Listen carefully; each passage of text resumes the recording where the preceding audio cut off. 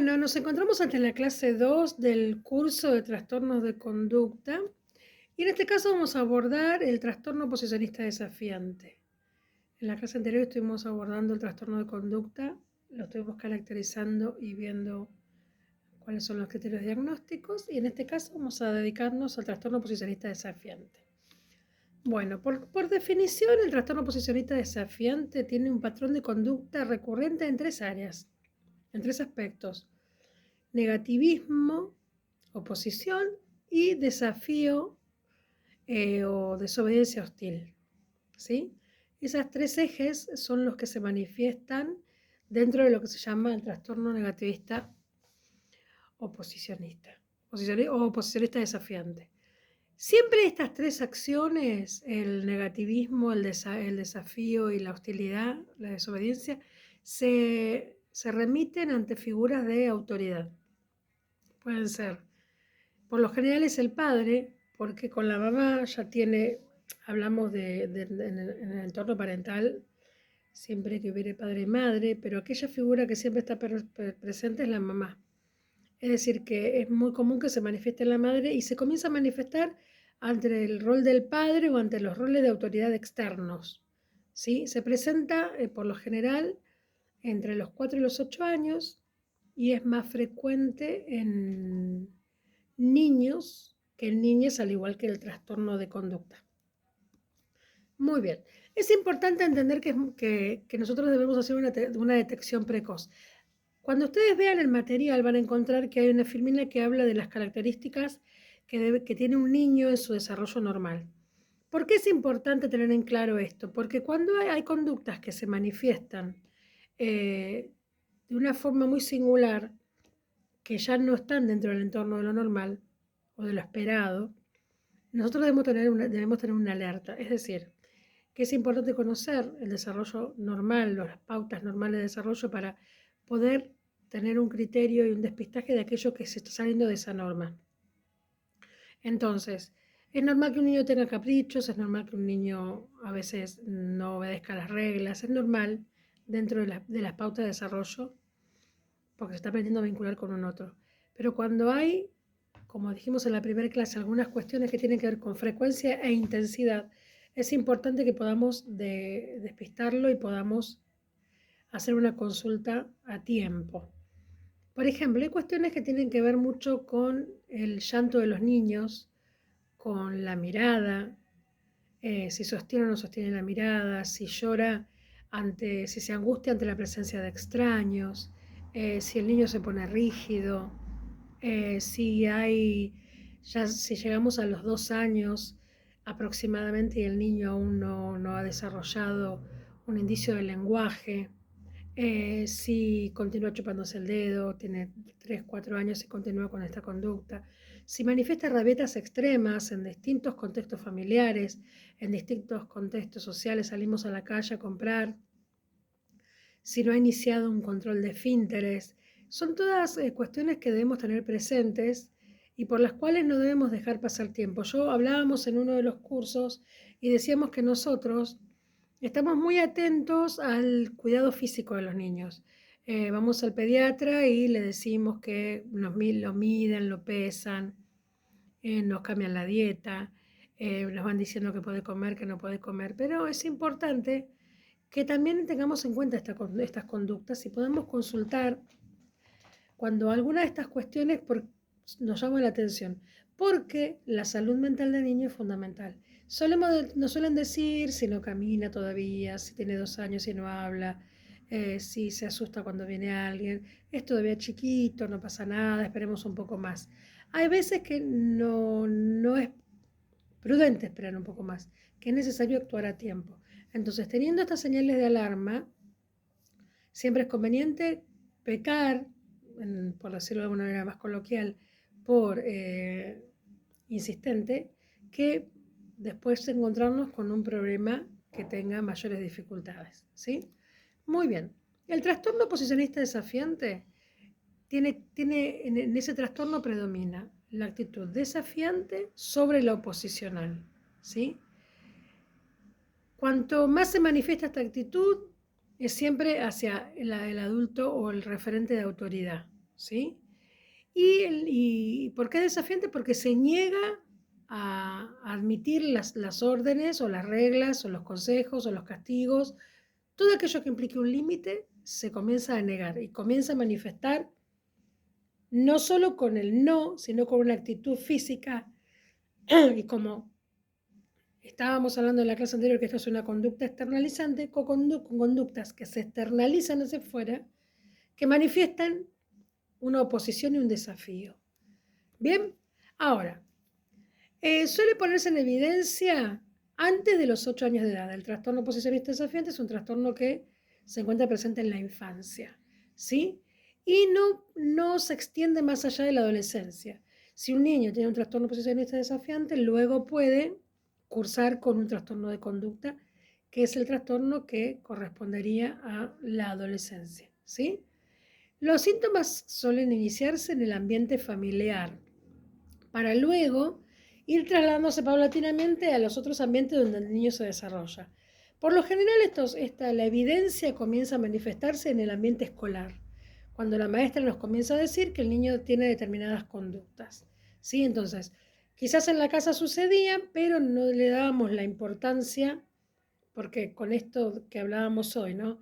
Que es chico, que bueno, no te hace caso a vos, pero a mí sí, estas cuestiones internas que van pasando dentro de la casa. Esto se traslada luego al ámbito escolar, que es el ámbito natural, fuera del ambiente familiar en el cual se desarrolla un niño, ¿sí? Y su inicio es gradual y se comienza así, se sostiene luego durante meses o años. Es decir, que un niño no comienza siendo posicionista de una, sino que comienza con conductas que luego van incrementándose.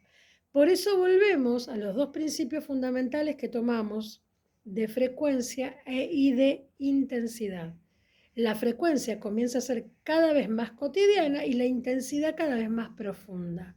Bien, ahora, el pronóstico, es decir, cómo va a evolucionar el trastorno, va a depender de cuál grave sea, es decir, cuál intenso y cuál frecuente sean las conductas externalizantes, cuánto se haya sostenido en el tiempo este tipo de conductas, y si tiene comorbilidad, que esto es algo que va a estar presente en todos los trastornos, debemos hacer ese despistaje, si hay comorbilidad con otros trastornos, por ejemplo, el trastorno de atención e hiperactividad, si hay un trastorno del aprendizaje, si hay algún trastorno del ánimo, donde encuadraría, por ejemplo, la depresión o la ansiedad, o si hay algún tipo de medicación o algo que esté afectando el área conductual del niño, ¿sí? O hay algo del contexto familiar o un estrés postraumático, que también es una situación que puede estar presente por alguna circunstancia que se haya vivido, tanto familiar como individual del niño, ¿sí? Luego tenemos que observar, en relación a las comorbilidades, que uno de los trastornos, por ejemplo, uno de los criterios que tenemos que tener en cuenta es el trastorno más grave que el trastorno de oposicionista desafiante, es que está caracterizado por un patrón repetitivo, ¿sí? Persistente de conducta. No es que es algo que se da una vez y nada más, es algo que se sistematiza, tiene que ver con la frecuencia, ¿sí? Cuando hablamos de trastorno de atención e hiperactividad, tiene componentes del trastorno oposicionista y tiene componentes del trastorno de conducta, pero se diferencia en otras cuestiones como la atención, por ejemplo, la impulsividad, ¿sí? Es decir, que para que cumpla el criterio de trastorno de atención e hiperactividad debe cumplir con esos criterios, que comparte con algunos del trastorno oposicionista, pero que no es completamente igual. Entonces es muy importante tener en claro esto, ¿sí? La mayoría de los niños, ¿sí? en su 50%, digamos, que cursan con un trastorno de atención a hiperactividad, pueden tener un trastorno oposicionista desafiante, pueden cursar con ambos trastornos. ¿Cuál es el diagnóstico? ¿Cómo realizamos el diagnóstico de este trastorno?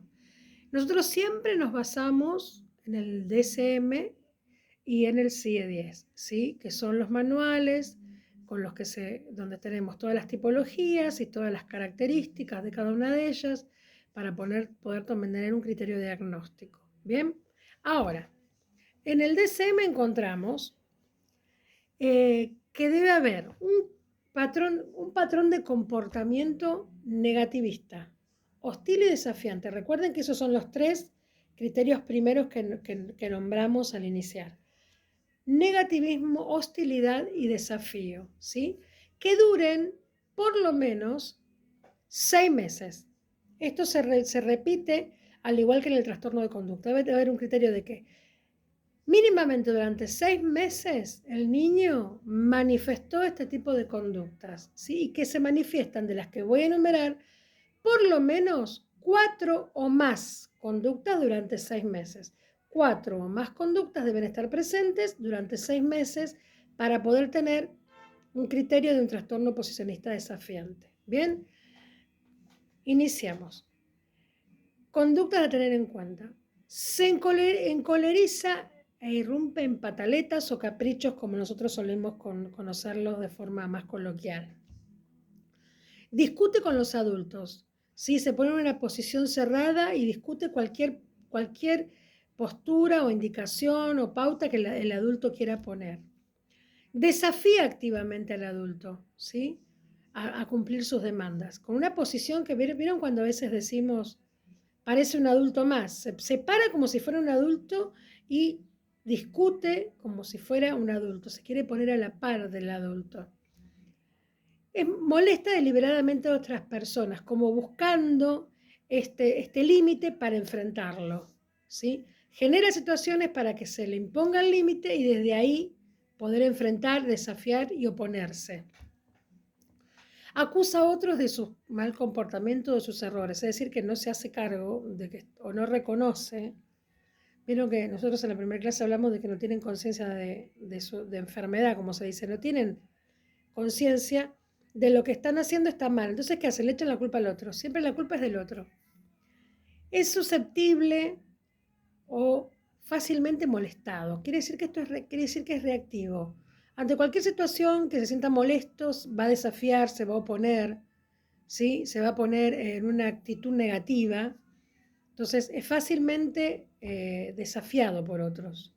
Lo tolera la frustración y por lo tanto reacciona con esta conducta externalizante. Es colérico, resentido, se enoja y suelen ser rencorosos o vengativos. Ahora, de todas estas pautas deben darse 4, ¿sí? No todas van a estar presentes. Mínimo 4 o más. Tiene que haber un deterioro del vínculo social. ¿Por qué?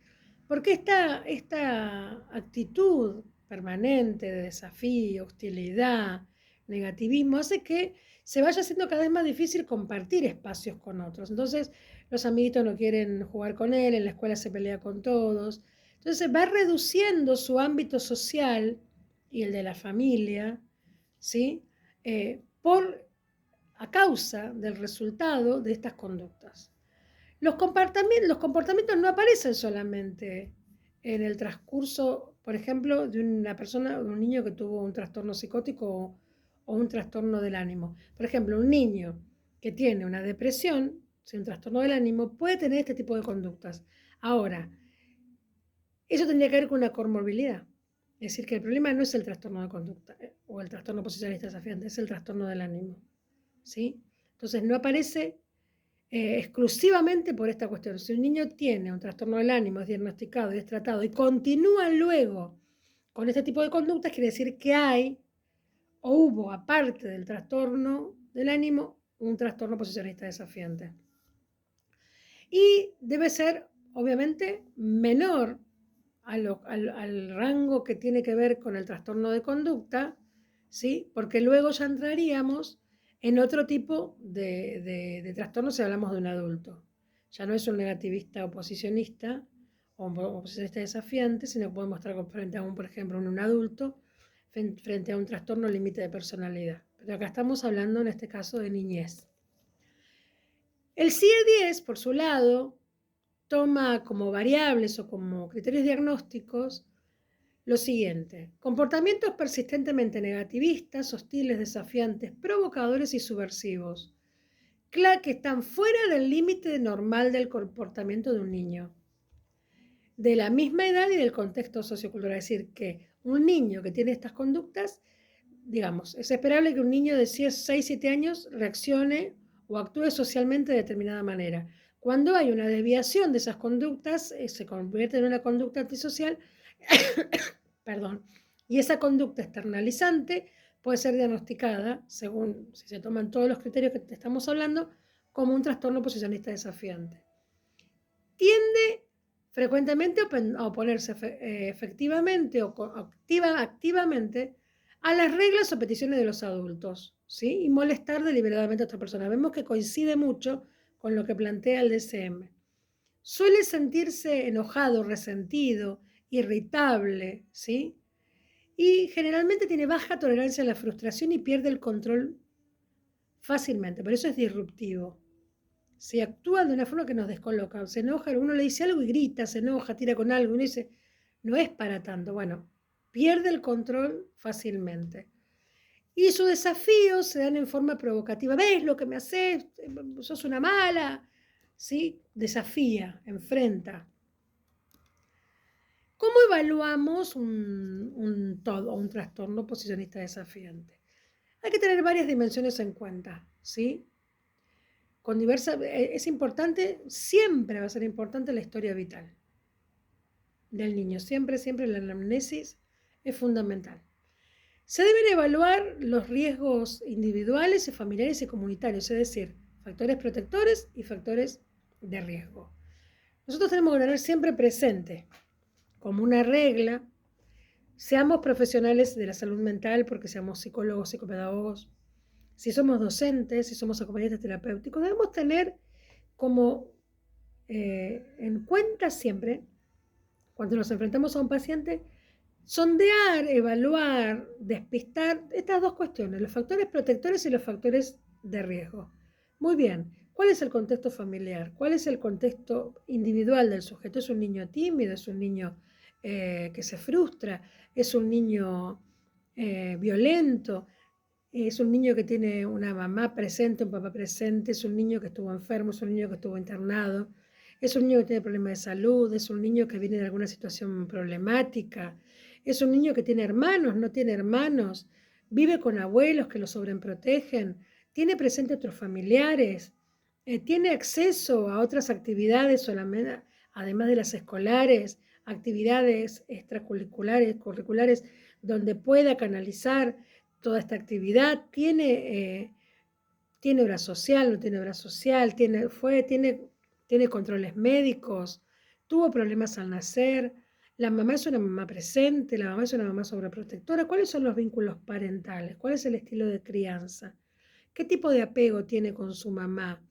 Estas cosas, individualmente del rol que desempeñemos, es información muy valiosa para nosotros, porque nos va a decir cuáles son los núcleos de conflicto y cuáles son los elementos positivos que tenemos nosotros para poder aprovecharlos en función del tratamiento. Si hay una madre presente, si hay un padre presente, si la mamá es una mamá que es accesible, si tiene acceso a otros tratamientos, vamos a poder ir viendo y armando una estructura que puede sostener un tratamiento que va a favorecer la salud mental del niño. Y aquello que es un factor de riesgo, podemos trabajarlo también en paralelo con la terapia que esté realizando el niño en función de la problemática por la cual llegó. Y la evaluación, por lo general, se inicia por los factores individuales, pero siempre tenemos que conocer lo demás, porque es un sujeto desde una mirada, que suelo decir siempre, biopsicosocial. Nosotros trabajamos con un sujeto integral. Cuerpo, alma, mente, espíritu y contexto social. Entonces, todos esos elementos constituyen un sujeto. Entonces, yo no me voy a basar solamente en lo que él siente o piensa, sino en cómo esto se gestó a nivel familiar, qué pasa con su cuerpo, si estuvo enfermo. Bueno, todos los elementos, desde una mirada integral, tienen que estar presentes. ¿Qué instrumentos de evaluación tenemos? La primera, que es de la que estamos hablando, es la historia de vida o la anamnesis. ¿Sí? Lo que nos cuenta es todo el recorrido del momento de la concepción. Tenemos que consultar con un informante fiable, ¿sí? Que en este caso suele ser muchas veces la mamá.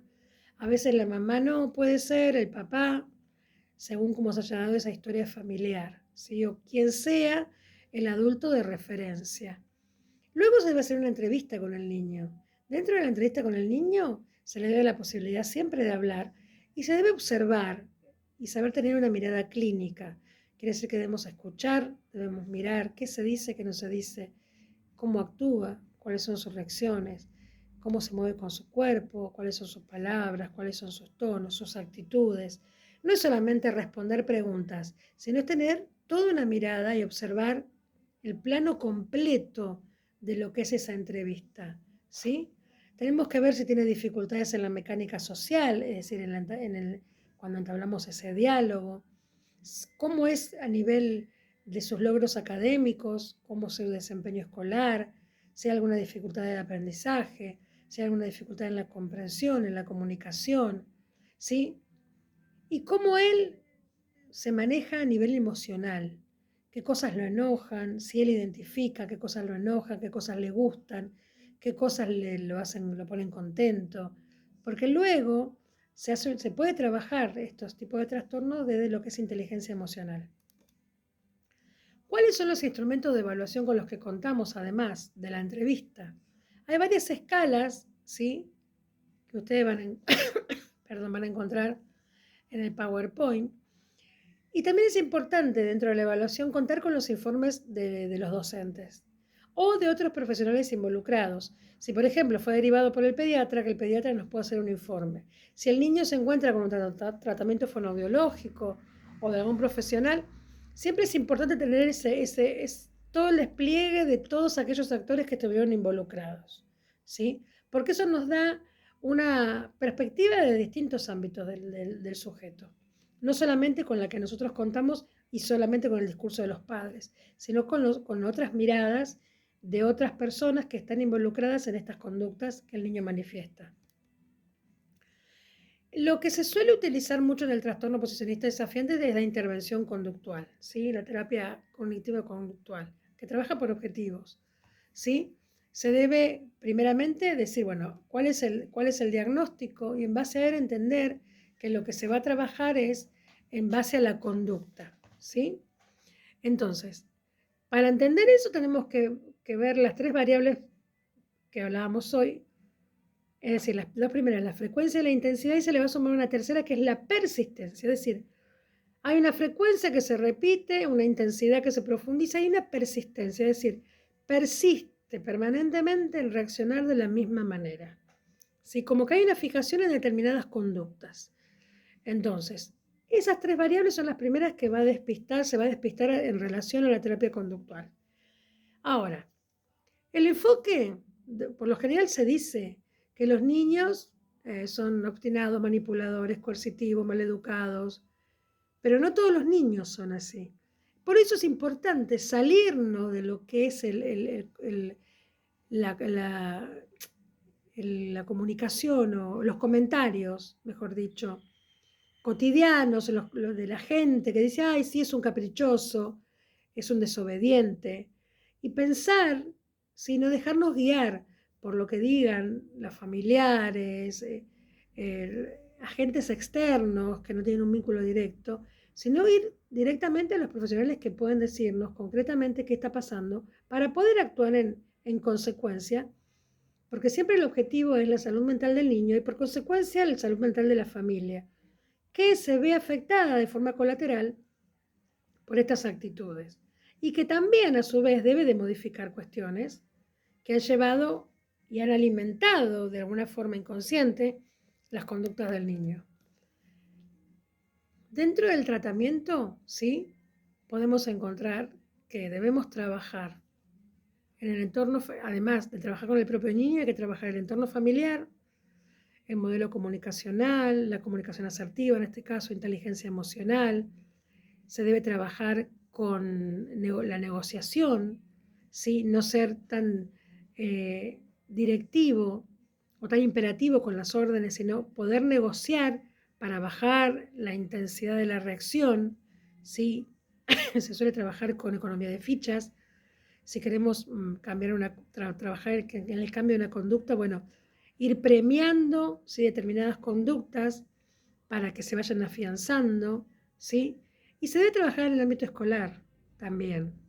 Se debe transmitir y el docente debe estar en comunicación con el profesional para también ir reforzando y trabajando las conductas que se están trabajando a nivel familiar en el nivel escolar. Porque como yo le digo, son los dos ámbitos naturales del niño.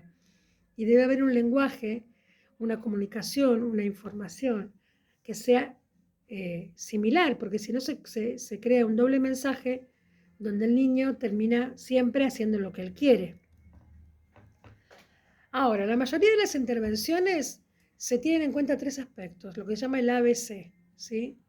Es en inglés, la B es de behavior, pero nosotros vamos a hablar de comportamiento. Se tienen en cuenta los antecedentes, el comportamiento y las consecuencias de ese comportamiento. El niño desafiante, ¿sí?, lo que se hace es trabajar en una base conductista, de estímulo-respuesta, para lograr la conducta que se está queriendo, ¿sí?, que tiene que ver con salir de una conducta antisocial y que el niño pueda insertarse justamente de una forma sana a nivel social, ¿sí? Entonces, es muy importante tener en cuenta estos tres aspectos: antecedentes, es decir, todo lo que venimos recabando, el comportamiento en sí, cuál es la manifestación externalizante, y las consecuencias que este comportamiento tiene para, en base a esas consecuencias que son negativas, dárselas a conocer para que pueda ir modificando y buscar una respuesta positiva. Las consecuencias que yo quiero lograr tienen que ser inmediatas, es decir, ante este comportamiento que yo quiero modificar, tiene que haber una consecuencia inmediata, es decir, un premio o un castigo inmediato. No puedo dejar pasar la conducta externalizante negativa y actuar luego. Tengo que actuar en el momento para que haya ante la conducta una respuesta, ¿sí? La consecuencia debe ser específica y debe ser sostenida y debe ser constante. Es decir, ante esta conducta específica, cada vez que se enoja de tirar al piso, muy bien, vos te tiras al piso, listo. No, hoy no ves la tele. Cada vez que te tires al piso, lo que va a pasar es que no te voy a dejar ver el programa que a vos te gusta, ¿sí? No negociamos en eso. Yo te estoy diciendo, te estoy explicando, vos te tiras al piso porque no te gustó algo. Bueno, si vos no me lo explicas bien, si vos no me decís, no me gusta, me lo decís, y entonces, listo. Cada vez que hagas eso, no vas a poder ver el programa de televisión. Es constante esa pauta con esa conducta específica. Ahora, hay que tener en cuenta, ¿sí?, tanto premios como castigos, que eso sí se puede negociar. Muy bien, a ver, cuando hagas algo que está bien, ¿qué te gustaría que fuera el premio? Siempre tiene que ser algo accesible. Bueno, me gustaría, no sé, ver tal programa, me gustaría que me des el celular un rato más, me gustaría andar en bicicleta, me gustaría ir a la casa de mi amigo. Muy bien, cuando hagas esto, vamos a hacer esto. Pero cuando haya una conducta que no está bien, que no corresponde, vamos a poner determinados castigos, que ya quedan pautados, que el niño debe conocer. Yo no saco de la galera un castigo o un límite, lo tengo que tener planificado y él tiene que saber la consecuencia que va a tener esa acción, ¿sí? Eso es muy importante. Y no tiene que haber manipulación en esto, porque sí, porque si no empezamos con la culpa, empezamos con que no, pobrecito, no lo va a hacer más, no lo hagas. El padre le quiere poner un límite, la madre dice, no, deja. No, tiene que ser sostenido. Definir la lista de conductas que es de cumplimiento obligatorio, ¿sí? Tiene que haber un menú de premios y castigos, ¿sí? Y se debe informar qué conductas son las aceptadas y qué no, cuáles no. Yo ya tengo, la familia tiene, cuáles son las conductas que el niño tiene como persistentes, ¿sí?, que manifiesta con mayor frecuencia. Ese listado lo va a tener que escribir y decir, bueno, vos haces esto, el niño hace esto y esto. Muy bien. Entonces, ya tengo identificado, no reacciono, no me agarran de sorpresa. Las tenemos identificadas y vamos a pensar en un plan de acción para cada una de esas conductas, ¿sí? Por ejemplo, el enfoque cognitivo lo que tiene es que trabaja en una planificación colaborativa, ¿sí?, tanto de la familia, del profesional y del niño. es un triángulo de trabajo en el que ingresa también la escuela. ¿Sí? Entonces, podemos encontrarnos con dificultad para controlar las emociones, con baja tolerancia a la frustración, con niños que son inflexibles, que no se adaptan a otras situaciones, que son muy determinantes en su forma de pensar, ¿sí? Que se bloquean. Entonces, estas conductas tenemos que identificarlas. A veces los papás no saben poner en palabras, entonces por eso es importante la entrevista con el terapeuta para poder poner en palabras estas conductas y en función de ellas poder empezar a trabajar. El enfoque cognitivo, ¿qué hace entonces? Se basa en la cognición de la conducta, es decir, que tomar conciencia, ¿sí?, de la conducta que el niño está teniendo, ¿sí?, que él pueda tomar conciencia para empezar a trabajar las habilidades necesarias para revertirla. ¿Sí? ¿Qué habilidades? Las habilidades sociales, habilidades comunicativas, habilidades emocionales, habilidades interpersonales, ¿sí? Comenzar a trabajar en esas habilidades para que esa conducta de la cual toma conciencia se pueda comenzar a modificar. Es decir, tengo esta conducta, la tengo que modificar. Muy bien, ¿qué herramientas necesito para modificar esto? Estas y estas. Muy bien. Trabajar en esas herramientas para que cuando la conducta se manifieste, el niño tenga esas herramientas para poder utilizarlas. Bien, entonces, es muy importante trabajar desde lo emocional. ¿Por qué? Porque hay una desregulación emocional. El niño es disruptivo, ¿sí? No controla sus emociones. Entonces, la regulación emocional es muy importante trabajarla. Eso tiene que ver con la identificación de mis emociones. ¿Qué me enoja? ¿Qué me frustra? ¿Qué me pone triste? ¿Qué es estar triste? ¿Qué es estar frustrado? ¿Qué es estar enojado? ¿Qué es el enojo y qué es la ira? ¿Qué cosas me producen eso? ¿Está bien sentirlo? Sí. Ahora, ¿qué hago con eso? Porque nunca debemos decir a un niño que está mal. Está bien sentir, los sentimientos y las emociones están bien. Lo que debemos hacer es aprender a controlarlas. Muy bien, ¿con qué herramientas yo puedo controlar esto? Allí está el trabajo. Porque lo que sucede es que la emoción toma el control, anula la razón y pasamos al acto directo. El niño pasa al acto directo. Para eso es muy importante una de las técnicas que es el modelado. Que el adulto se muestre como modelo, ¿sí?, para que el niño pueda copiar. Estoy enojado, muy bien. A ver, hacer por ejemplo técnicas de mindfulness, ¿sí?, terapia de tercera ola. Vamos a respirar juntos. Mirame, tranquilízate, agarrarlo la mano, ponerse de modelo 1 para llevar al niño y guiarlo en esta herramienta que lo lleve a la calma para que pueda controlar sus emociones. No pedir que el niño haga todo, sino ser uno el modelo. El modelado es muy importante.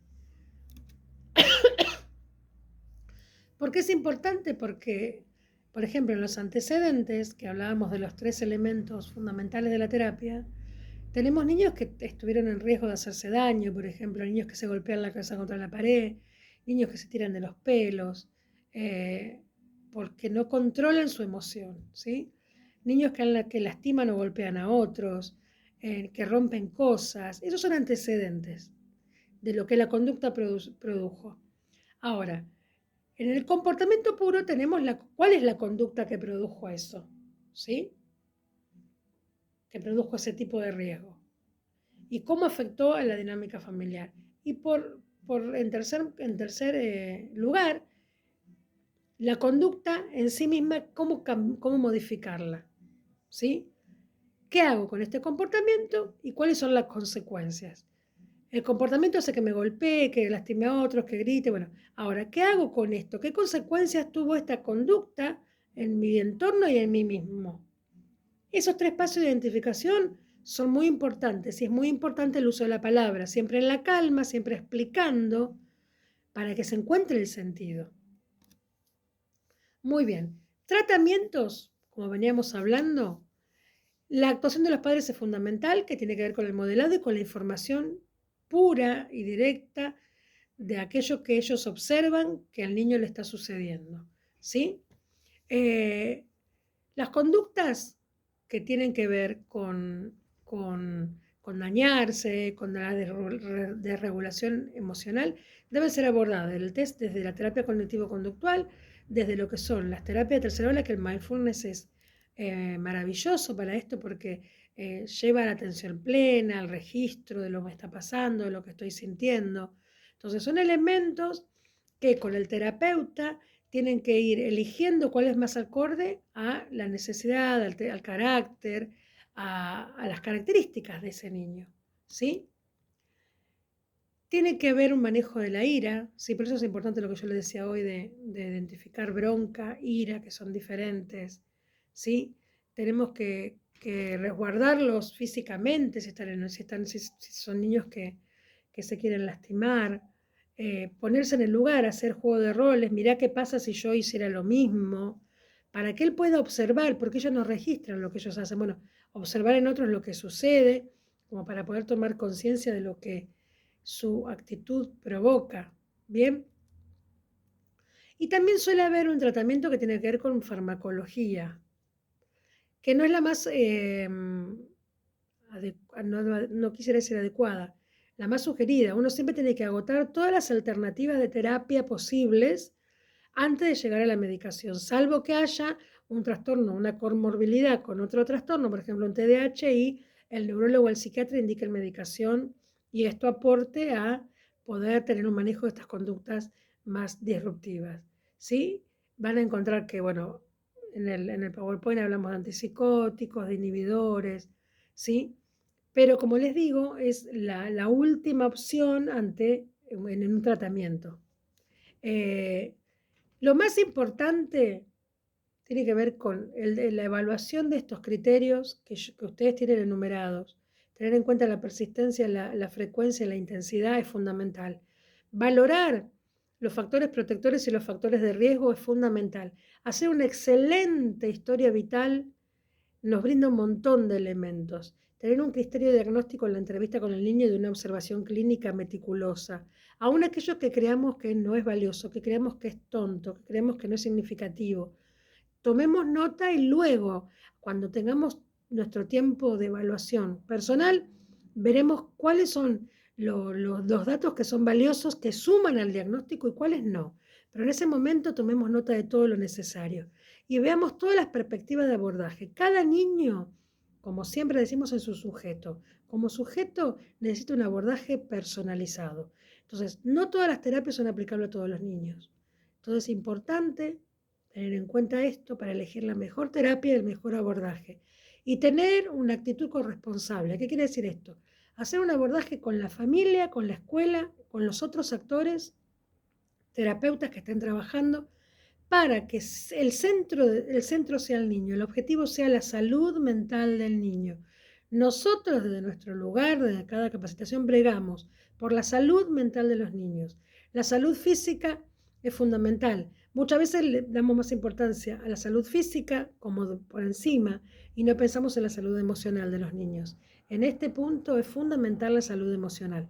Para eso es necesario capacitarnos, preguntar, investigar, formarnos permanentemente y estar en contacto con todos aquellos que estén involucrados en la vida de este niño que ha llegado a nuestra consulta o con el que estemos trabajando en el rol que estemos. O si somos padres, estamos relacionados directamente, tener siempre un ámbito de escucha y de consulta para poder dar el mejor abordaje. ¿Sí? Bueno, espero que les haya sido útil. Mírenlo el video, escúchenlo. Vayan trabajando con el PowerPoint, tienen la clase también en PDF, la teórica, y tienen material anexo que enriquece mucho y que según el ámbito de trabajo los va a ayudar, y eso espero, para poder tener más herramientas. Nos encontramos en la próxima clase. Que vengan días lindos para ustedes.